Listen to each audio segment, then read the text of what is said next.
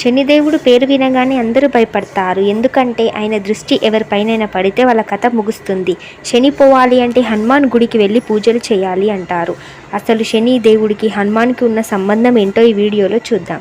రావణుడు చాలా గొప్ప జ్యోతిష్యుడు. అతని భార్య మండోదరి గర్భవతి అయినప్పుడు తన బిడ్డ జన్మనిచ్చే సమయానికి నవగ్రహాలు శుభస్థానంలో ఉండాలి అని, తన కొడుకు అమరుడు అవ్వాలి అని గ్రహాలు అన్నిటినీ రావణుడు భయపెట్టి తను చెప్పిన స్థానంలో నిలబెడతాడు. అందరూ రావణుడి మాట విన్నారు. కానీ సరిగ్గా బిడ్డ జన్మనిచ్చే సమయానికి శనిదేవుడు తన స్థానాన్ని మార్చాడు. దీని కారణంగా రావణుడి బిడ్డకి సంపూర్ణ ఆయుష్ దక్కదు.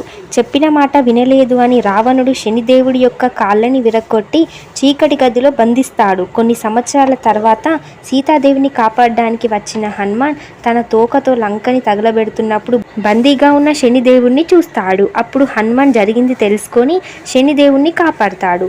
తనని కాపాడినందుకు కృతజ్ఞతగా హనుమాన్ యొక్క భక్తులని దృష్టి పెట్టి వాళ్ళని ఇబ్బంది పెట్టను అని మాట ఇస్తాడు.